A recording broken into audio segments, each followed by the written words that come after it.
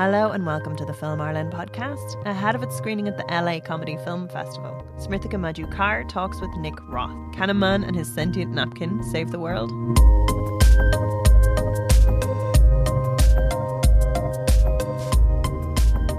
Well, thank you so much, Nick, for agreeing to this interview. We're very excited to jump into the world of Hanky Panky.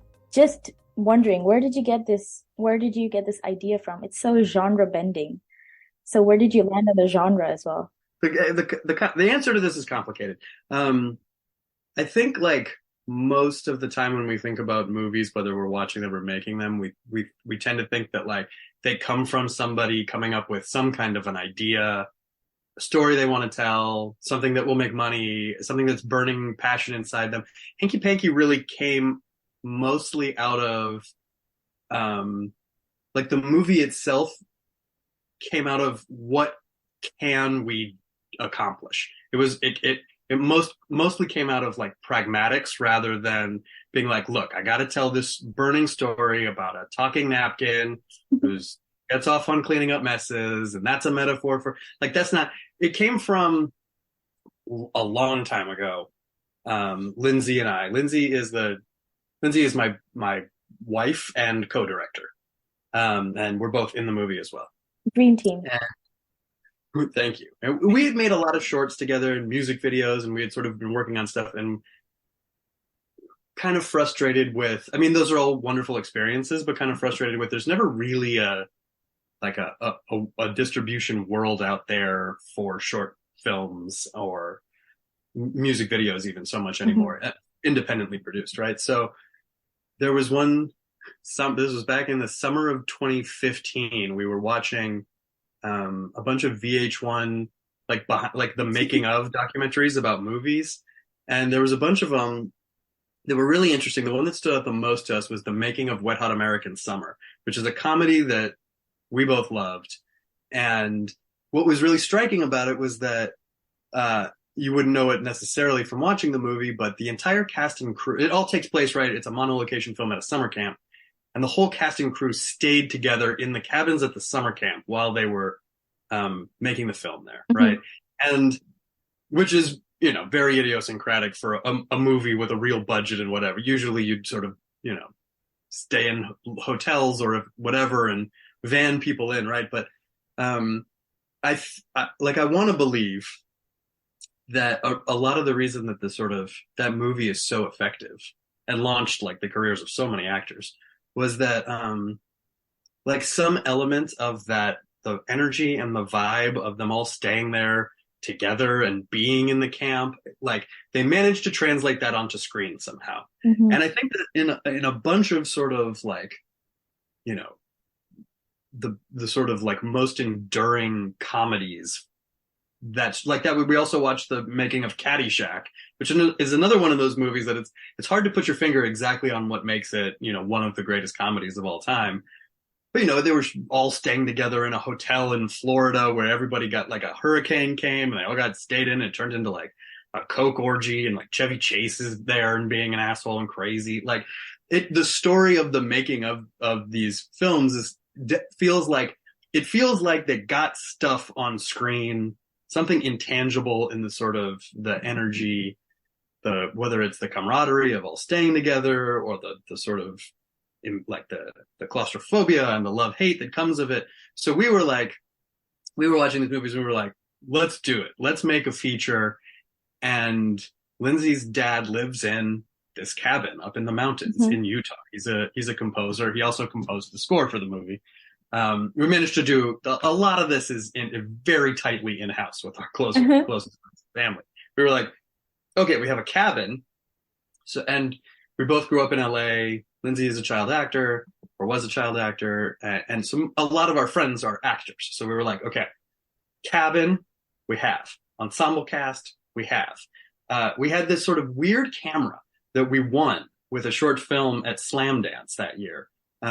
Which was called it's the Digital Bolex D16 camera. It is a guy that we know, a friend of ours, who's one of the producers on the movie, Joe Rubenstein, invented this camera. It was a crowd-funded camera that took a lot of the elements of old 16 millimeter cameras that were sort of like the favorite of filmmakers back in the 70s, and made a sort of a 2K digital cinema camera that would replicate some of the feel of that and let you use the old 16 millimeter lenses that now you couldn't use on 35 millimeter cameras, right? So it's this weird camera with this sort of unique look. It's very, it's very versatile, but it's also like grainy and noisy and textured and interesting.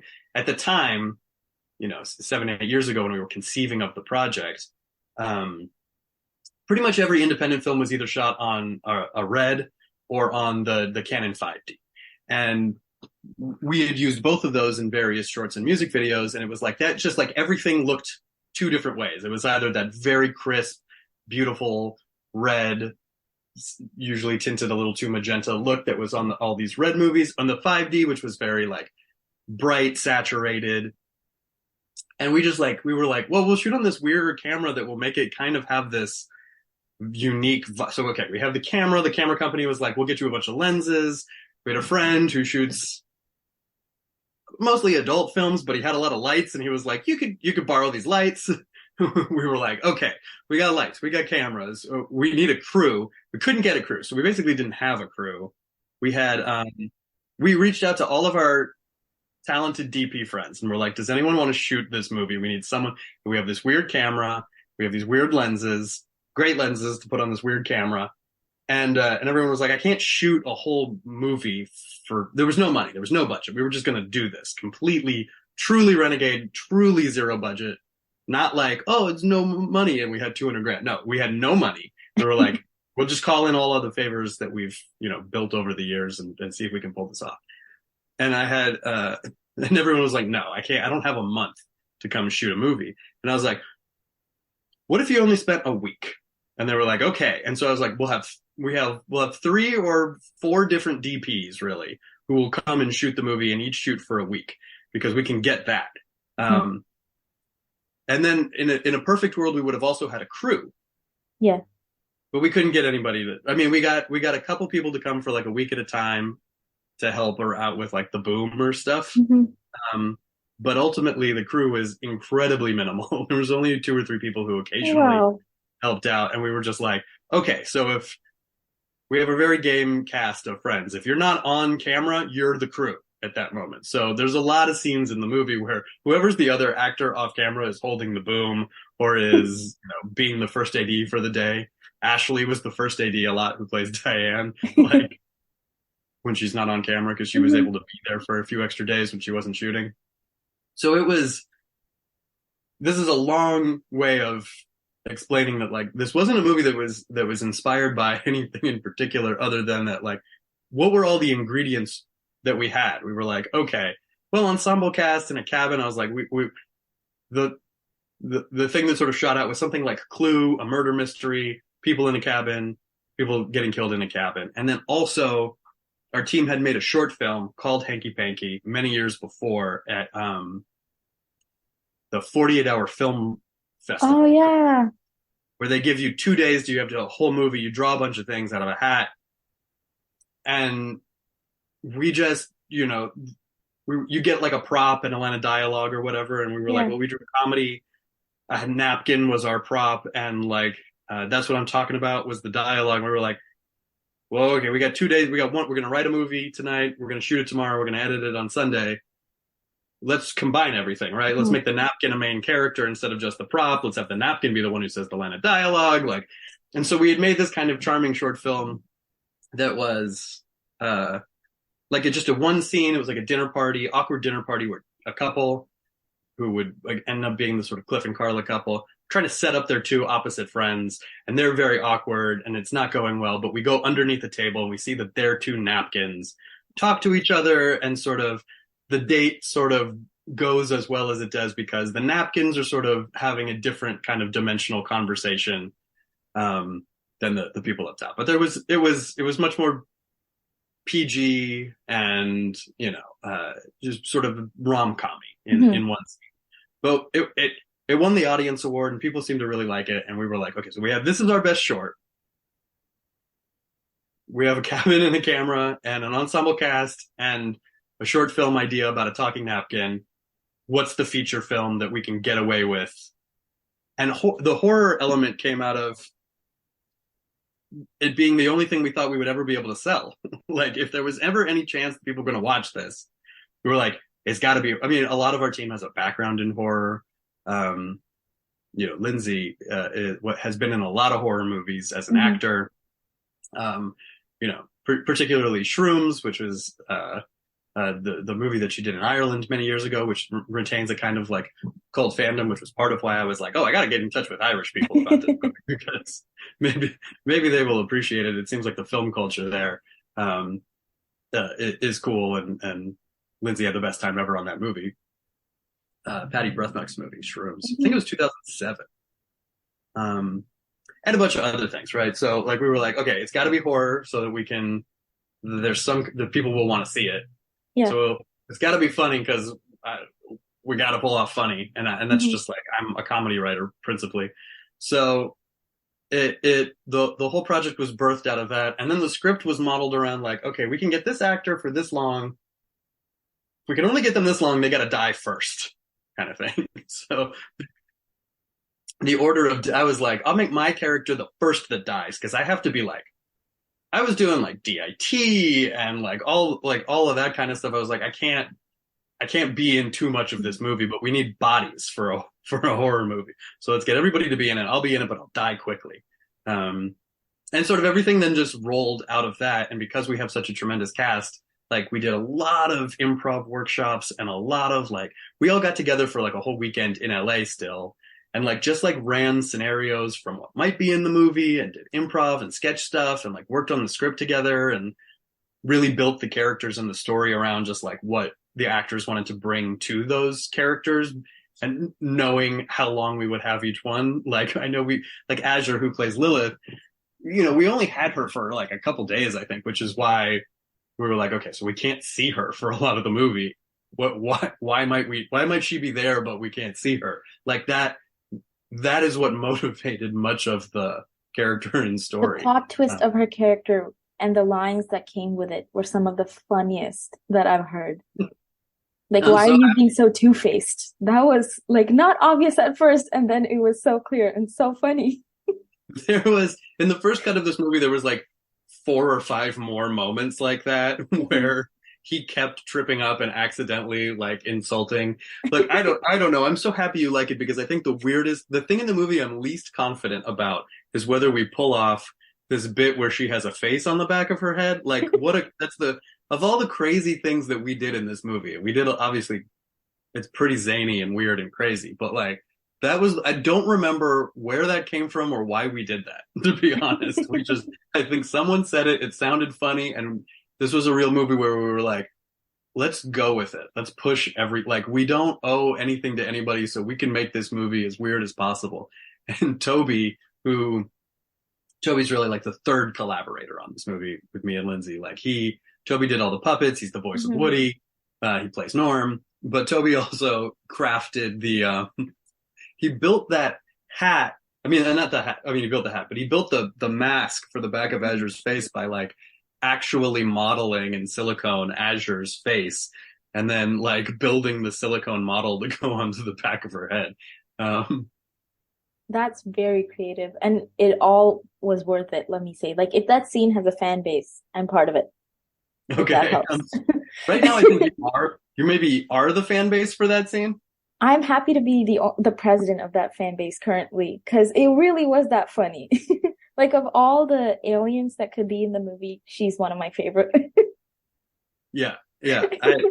I'm so happy you think that. It is a thing where I'm like, there was a lot of moments in the editing room where I was like, if I could, I think I would cut out all of the fact that she has a face on the back of her head. But we see it in too many shots and we talk about it too many times. It's like it's load bearing now in the film. So it's in because it had to be. And you just kind of have to you just have to kind of choose to love something. I'm really personally glad. Like, if there's any outtakes and you want to send them over, I'd be happy to look over them as well. just of that joke.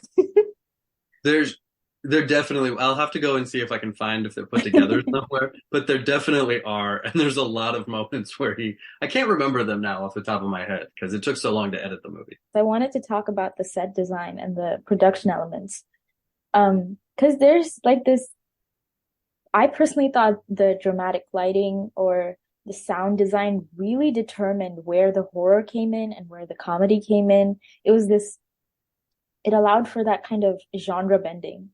And I was wondering, like with the puppets, the lighting, was there any sort of limitation with the budget or the lack thereof that you were working with, or just how you navigated that plane of horror comedy? This is a great question. I screened the movie for a bunch of my students. I also teach film at California State University, Northridge. And one of my students was like, the budget's really part of the story here. And I was like, that's a great turn of phrase. Where we were like, because we knew there's a balance to be struck when you have no budget of like how much to sort of lean into that and showcase it versus try to mask it. And so, I think there's elements of the film that sort of have a higher budget looking feel to them because it's a good camera and we had good lenses. And sometimes if you really craft the right shot, it like looks like a movie, right? And I loved a lot of the stuff we shot outside. When you're shooting outside, you don't have to do, snow is the ultimate sort of diffusion. It makes everything look beautiful. Not to take anything away from The Revenant, but Hanky Panky looks exactly like The Revenant when we're outside. 100%.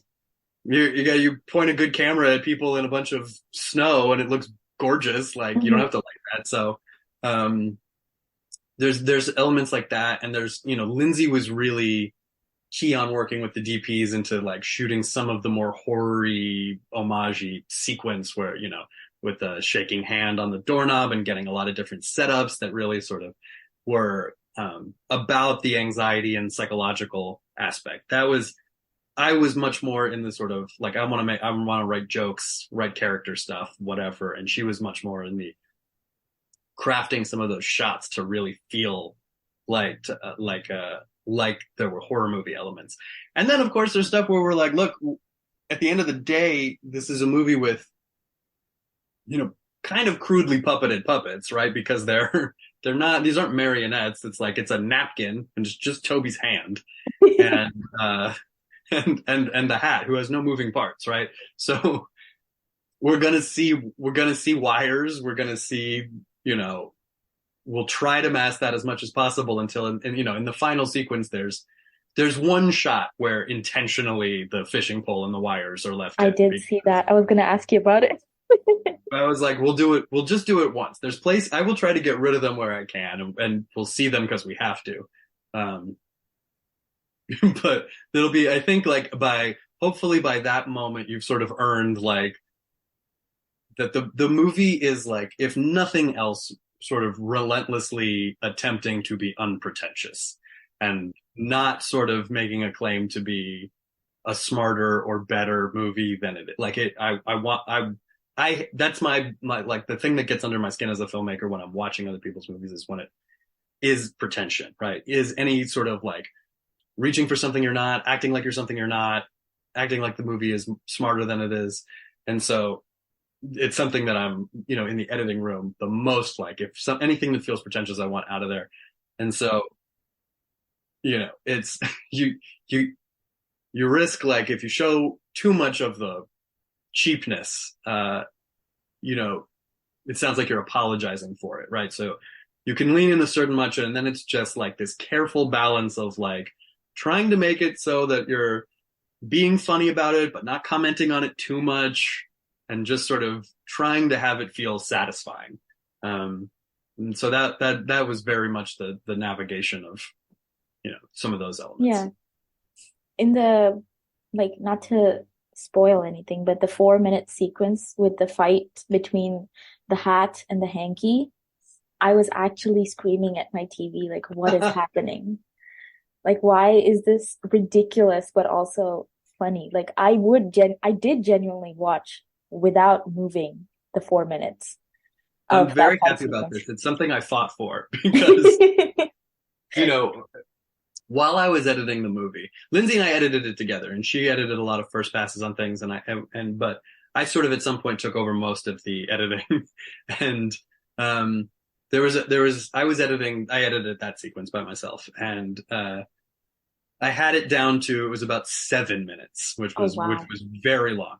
And Lindsey was like, it should be 30 seconds. Like, you can't, it's a hat and a napkin, and they're just banging into each other. This can't be the whole end of the movie. And at the time, her nephew had come and was visiting us for some holiday or whatever it was. And I was editing at home, obviously. And he was 7, and at the time, obsessed with Transformers. And so he was in the other movie watching Transformers while I was in the office, like, editing. And at one point he wandered in, and most of Hanky Panky you can't show to a 7-year-old, but I was working on the fight sequence, and I was like trying to trim it down. And he was like, "What's this?" And I was like, "Oh, it's a hat and a napkin fighting." And he was like, "Okay." And he came and he sat on my lap and he watched it. And then he was like, "You got to play this again." And long story short, he basically made me we just watched this fight sequence at 7 minutes over and over again. He was screaming and rooting for the napkin. He was totally got it, was totally all in, forgot about Transformers. I was like, Michael Bay is spending too much money on special effects, because this is working just as well, right? And with literally $20 in like fishing poles and line, right? Mm-hmm.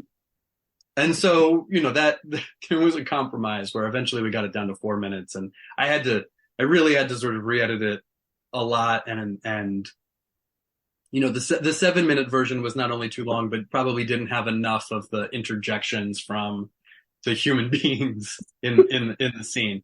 And so the final product really of that sequence, which I'm very proud of, is the, it's the culmination of a lot of really good compromise on our team of me wanting to make it incredibly long, and like Hong Kong Kung Fu cinema is one of my favorite genres, period. And so I was like, I want to try to do a proper wire fu duel as much as possible. And in the script, there was more scripted that was not able to be accomplished. We shot that sequence like after a regular day of a long day of filming in the snow and whatever. And it was like night, and we were like, okay, the rest of the cast can go to bed. It'll just be like me and Toby, Lindsey, and whichever of the 3 DPs it was. I can't remember now. I think it was Chris. And we'll just stay up all night and just film a napkin and a hat smacking against each other into the wee hours. And I don't know. I was like, this is, when you make a film called Hanky Panky, and you've got like, you owe the audience real payoff of a sustained action sequence. You know what I mean? Like that. Like, how long is the final battle in Avatar? It's like 40 minutes, and it's basically the same thing. It's just like blue things and cartoon helicopters banging into each other for I was like, Hanky Panky, it could be 10 times as long as it is. No, those 4 minutes did justice to it. I was torn between which could be my favorite scene, the 4 minutes there, or the time where the two characters, if I'm not wrong, it's Diane and Carla's husband, Cliff. When Carla and Cliff are in the cabin and they're high on the muse shrooms, mm-hmm. and the VFX that went into the editing, that cabin is so tiny from the outside, and on the inside it really is so big.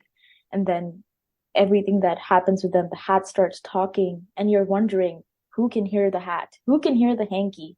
Because once Carla has wine, apparently she can hear the hanky. Otherwise, nobody else can. And then that was something that I was confused for. And then after that, I completely leaned into the ridiculousness of it. Because it was just, it made no sense. And then it made complete sense in the end. That's the magic of Hanky Panky, in my opinion. Well, thank you so much. Yeah, I think that there was a lot of edits of this film where I was really working on trying to make it make sense. Mm-hmm. And then at some point, Lindsey said, you need to stop focusing so much on making it make sense, and just make it make emotional sense in the relationships between the characters, and focus on that. And that was a real turning point in the editing process, where it became much more about, okay, let's go on this journey with Sam and Diane and make it about these two people who find each other and sort of hit it off, and we want them to be together, and look at all the chaos and nonsense that sort of gets in the way of that, but ultimately we'll give the audience what they want and put Sam and Diane together at the end of the movie. And then sort of build around that, rather than, there were a lot of scenes that ended up that we shot, that are on the cutting room floor, that were in earlier cuts of the movie, that try to help make more sense of a lot of the,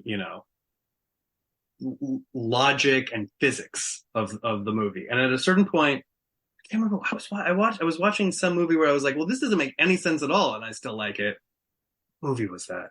I'll see if I can remember that. Then I was like, I'm going to get rid of all the things that try to make it make any sense at all, and just be like, look, the movie's weird. And I think you're either in because you're on board with these characters and the zaniness, or you're out. Like, and we call out enough times, like, the moment where Diane, towards the end of the movie, where they're confronted by Rebecca and Harry merged together, and she's like, yeah, I don't get what's going on. And Sam is like, I'll explain what I understand of it later. I was like, there's a couple moments like that where we sort of own that it's confusing. Like, I have in my head an explanation that makes sense for everything, but rather than try to get all of that onto the screen, slow down the movie and make it about that. Like, I was like, this movie is not about the logic or effects of it. I thought actually Barbie did there's a great line in Barbie where they're like, wait, so is it an alternate dimension, or is it a dimension that's like, it's better not to just, don't even like worry about it, right? Like, just I think it's like that. Like, you just go with it. No, it's like you said, like, it takes a while to eliminate trying to find sense in it, because like I make notes when I watch movies in general, and at first I was like, is this a neurodivergent Last Supper? And then I was like, maybe Sam can talk I love that part. Maybe Sam can talk to the hanky because it's just a figment of his imagination. And then the hanky hears something about two other people. I was like, well, then if he's informing someone of another conversation, who can hear the hanky? And then Carla can hear the hanky. And then there were aliens at some point. I was like, okay, I have to not take notes. I just have to enjoy the movie. That's the point. I mean, I'm really happy to hear that was your experience. I mean, that's more or less what in the final version of it we're going for, where it's like, is he in his head? Sam thinks that Woody is in his head because that's how he's rationalized it. And we slowly start to understand that that's not the case. Yeah. Talk about, like, when it comes to the representation of that kind of like a relationship between a man and his hanky, like, that's an unusual relationship, and you use puppets for it. Like, would you, for a future project, use puppets? Like, what are the limitations or the advantages of using puppets over like VFX, apart from the budget, obviously?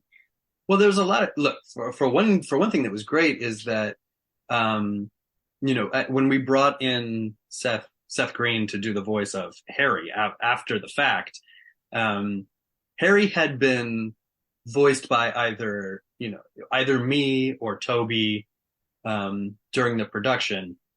But we were aware that using puppets, we were like, it'll be very easy. We could bring in other actors we might not be able to get to come to the snow with us, who could come in and do voice work. Seth was always on our mind because, Seth and Claire, who plays Kelly, are married too. And, I mean, look, Seth wasn't in the movie mostly because we were making this really weird movie, and we didn't want Seth, because he has, he's a celebrity, he has a profile. We didn't want Seth to think we were just like using him to be in this movie. And then afterwards, Seth was like, well, I feel a little left out. I didn't get to be in the movie. And we were like, okay, you can be, what do you want to be? You want to be the voice of the hat? You want to be the voice of the napkin? What do you want to do? And he was like, I'll do whatever. And by then I had sort of fallen in love with Toby's performance of Woody. And so, but the hat in my mind was always the voice of Skeletor. And I knew that from watching Robot Chicken, I knew Seth Skeletor inside and out. I was like, so when Seth was like, what do you want me to do for this hat? And I was like, do Skeletor. Like, I know you have this voice. So Seth came in and was able to just like do ADR on the hat that like really elevated the Hat's performance a lot. Like, I have to give that a tremendous amount of credit for whatever the sort of life and charisma is like in this, in the Hat. I think he brought a lot to it in like an hour. You know what I mean? Like, you can spend a lot of time on a movie and then find something that really very quickly brings it up. And I think, so that was one of the things that we sort of knew with puppets going in from the beginning, is that we would be able to, it does give you a kind of freedom in the editing room. You're not, and it makes it a little easier, you know, it was easier. The kind of puppets we were using, it was, you know, we didn't have to worry so much about the performance of the puppets in the shot. So that sped things up, which was important for us, because we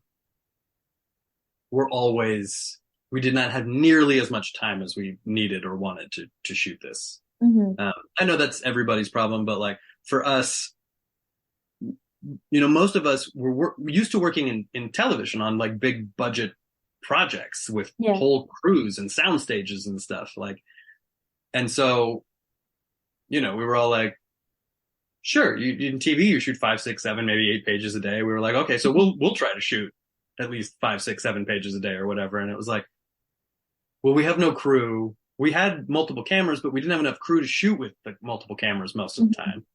So it just was like, oh, we don't have enough time to shoot this movie. And so anything you can do to speed things up, puppets are helpful for that, or they were for us. Also with the logistics, like you said, you didn't have the people for as long as you wanted to. How long did it take for you to film the whole thing? We shot for 3 weeks in Utah, and then we did 4 days of pickup shoots in LA. So it's somewhere around, I have to remember, I think a couple of those weeks we shot 6-day weeks, but it was somewhere around 20 days. To be honest, like, that's a really, really good film with no budget and 20 days and 3 different DPs and like a family-like cast to be made. Like, that's a stellar film that you've made. So congratulations. That was our hope, is like, we were just like, I think we could do this, right? It was almost an experiment, and also just like, okay, can we prove it to ourselves? Can we make a feature film that is an actual movie with just like what we collectively already have? A couple things before we conclude. I was wondering, you know, you have this kind of like a family environment with like 3 different DPs. Did you have, like, what are the advantages of working with people who have a different skill set on the same skill that you're looking for? Like, does it contribute to creating that vision that you have, like the uniformity in it, or is there like magic in the diversity? That's a great question. Like, I don't know. Some feedback I've gotten from the film is that some people feel like it's shot unevenly, right? Well, I mean, because on some level it absolutely is. In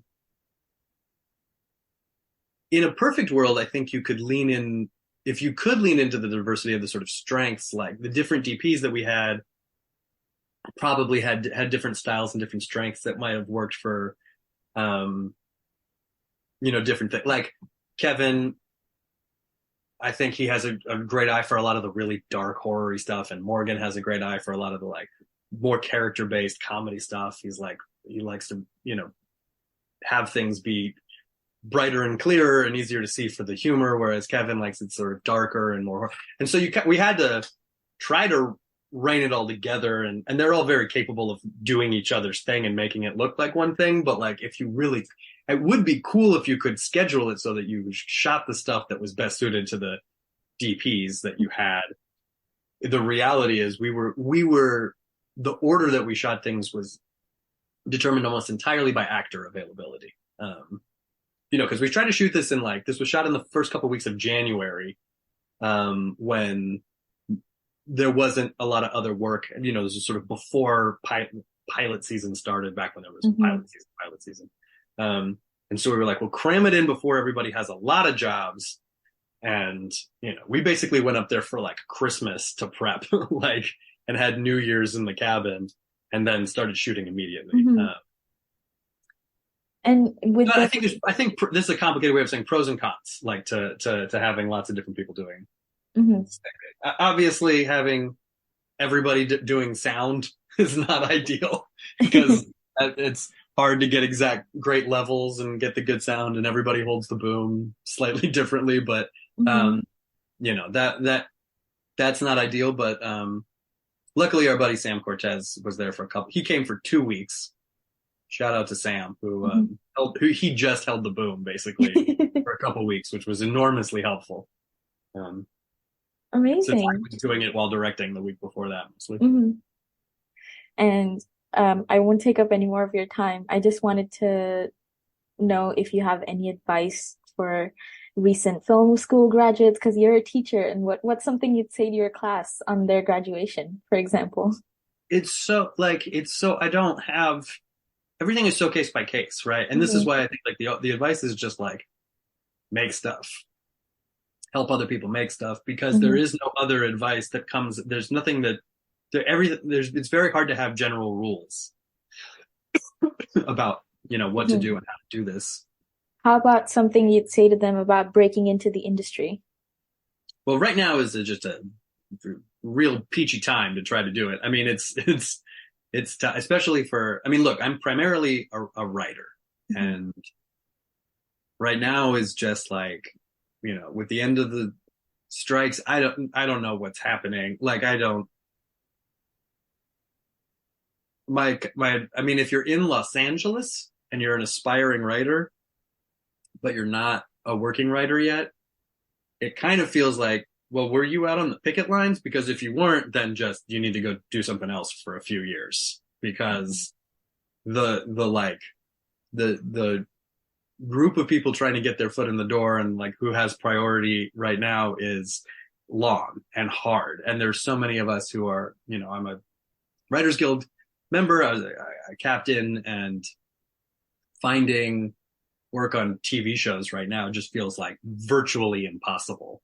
Which is why you do things like you write other scripts, you write zany things, you go make movies with your friends, you do everything that you possibly can. But the sort of like breaking in right now feel like I a few years ago I would have had advice. I would have been like, make friends with production coordinators so you can get PA jobs, so you can get assistant jobs, so you can get whatever, and like here's how to do it. Here are the people who hire assistant level things like APOCs, assistant production office coordinators, like those are your friends. Like I don't even know if those kinds of things hold anymore. Like the industry's moving so fast, the way things are happening, the way people get hired. Like I feel like I am particularly ill-equipped to like give anybody advice on any of this element. It is crazy, but maybe in the sort of wildness of how crazy it is, there will come opportunities. I don't know.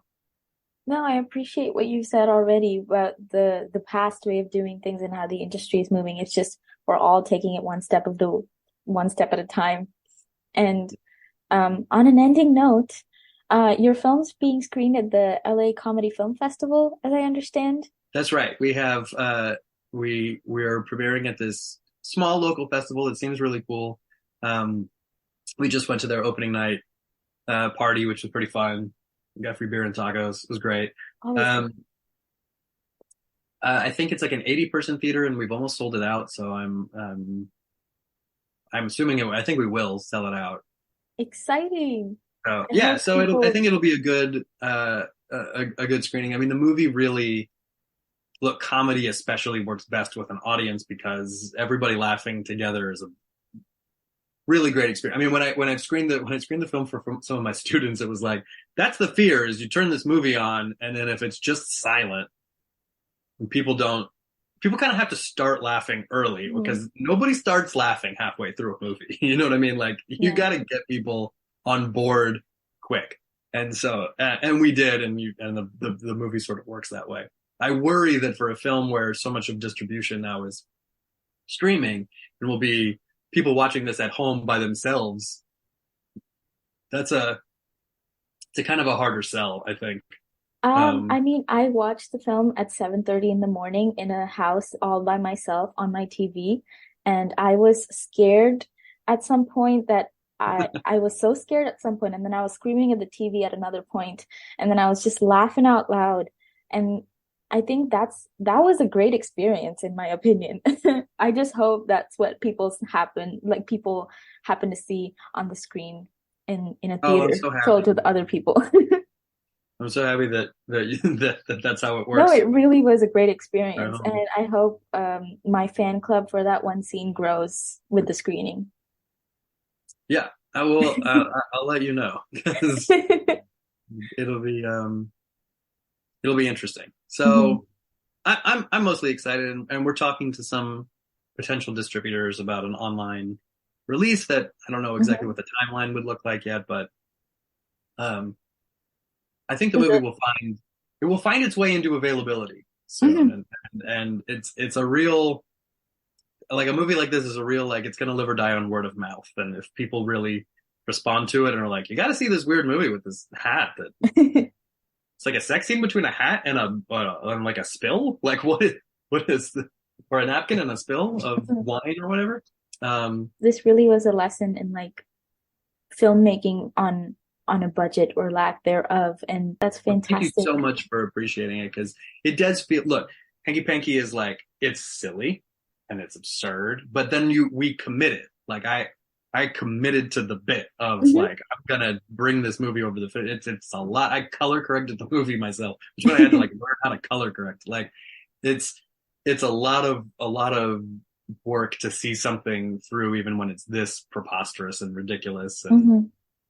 uh to have people like you watch it and sort of appreciate it and get it and sort of like be like, oh, okay, I see how this is entertaining, is enormously gratifying, because you worry that people will look at this and be like, this is stupid, and turn away, um and that's all you're trying to avoid. No, like I said, it's ridiculous, but in the best way. Right. In the way that makes you stop taking notes and just solely enjoy the film. So I hope that's what's in the future of this film. That's I'm so happy. Yeah, it's not a movie that rewards note taking. Maybe. Probably not. Well, thank you so much, Nick. This was a joy talking to you about the film, and Likewise. all the best at the film festival. Appreciate it.